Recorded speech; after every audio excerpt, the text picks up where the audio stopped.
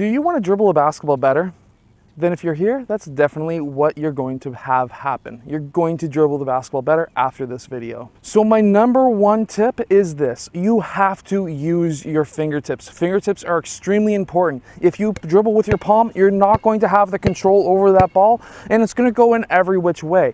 Meanwhile, if you dribble with your fingertips, you're going to be able to control that ball. You're going to be able to do in and out dribbles. You're going to be able to do quick one-handed in and out type dribbles, and you're going to be able to get between your defenders quite easily. It's essentially the same idea as when you're shooting a basketball. You want to use your fingertips when you're shooting, mainly because you have more control over that ball. So why not also dribble with your fingertips when you're dribbling that basketball normally? And also, you need to, going into my second tip, know how to dribble at multiple levels. And what I mean by that is, yes, most coaches will say you want to be able to dribble at your waist. Yes. You want to be able to dribble at your knees. Yes, because then you'll never know when you'll have a defender come up behind you or beside you, and you need to get low so it's harder to steal. However, you also need to dribble a lot higher as well. If you're coming down court, let's say we're on just a half court offense, the other team's already set up, you can dribble at shoulder height, because now you can do quick one-handed passes.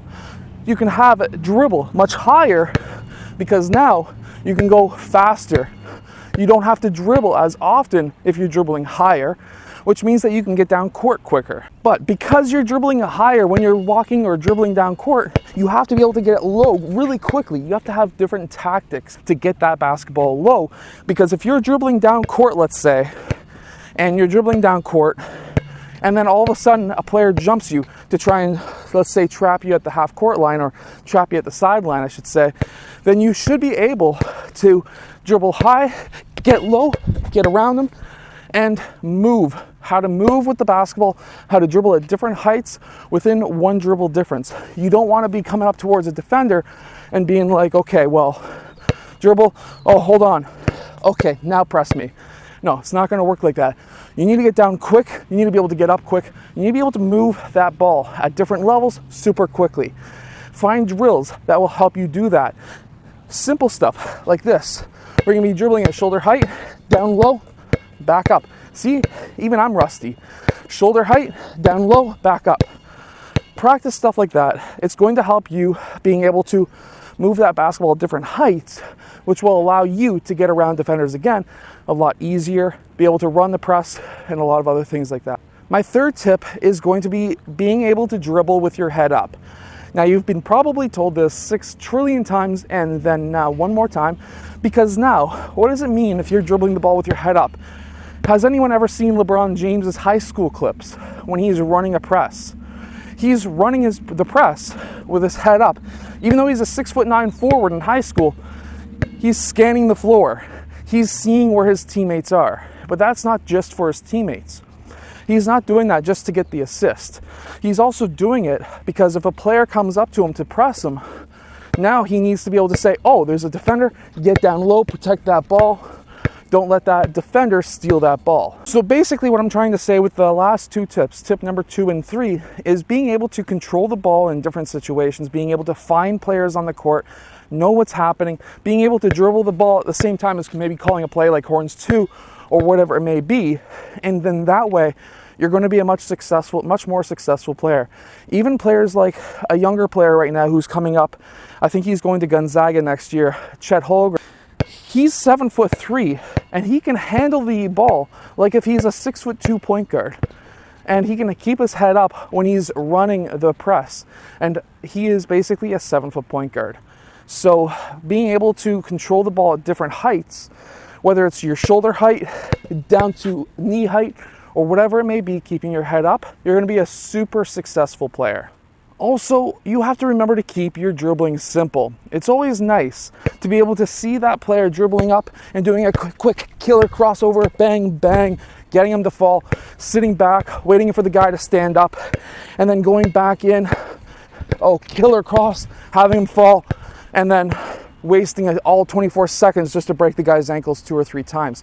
That's nice, sure. If you want to humiliate the player, you can do that. But if you're not going anywhere with your dribble, all you're doing is killer crossover, bang, bang, oh, and doing some crazy stuff like that, you're not going to be a useful player. You're not going to be a useful point guard. You have to go somewhere with your dribble. You can have simple moves that mean a lot. Some simple moves that you can do is just a quick jab cross. Super simple move. You can do an in and out jab dribble. These are simple moves that can get you places. You can do a quick in and out cross and attack the net, especially if that guy just broke his ankles.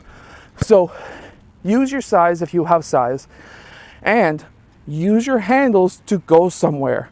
Don't just cross up, have the guy fall and just do nothing. Take the shot at the very least, right? So do something with your handles. Don't just stay in one place. Get your teammates better around you by attacking that rim, collapsing the defense, kicking the ball out for a three, whatever it may be. And my fifth and final tip is being able to run your offense, whatever it may be. You can't just be a player who can handle the ball like a god. You can be slower like myself or even Luka Doncic and still get to where you need to be if you have the ability to essentially do one move simple crossovers that will allow you to get to places. But being able to run an offense, being able to stand up top, maybe even be pressured by maybe a 2-3 zone that's trapping up at the point, and being able to handle that press saying, hey, run two, and then still being able to take that pressure and being able to multitask, handle the ball, run a play, and be able to find teammates who are open for shots. Being able to know, hey, I need to attack that player's top foot so I can get past him, get into the key, collapse the defense, especially if they're running a zone, and then being able to dish the ball out for a three, or being able to attack the elbow, being able to attack the nail, and being able to get up to here, bringing up that baseline defender, the middle defender in a 2-3, having maybe a baseline cutter, dishing it down, because assists are just as good as points on your own scoreboard, right? So I would rather have 15 assists and 10 points than having 15 points and 10 assists. Anyways, I hope that you've enjoyed today's video. I hope that this video has helped you become a better basketball player. If it has, hit that like button, subscribe. Go check out all of the equipment that I use down in the description below. I'll see you guys again next time.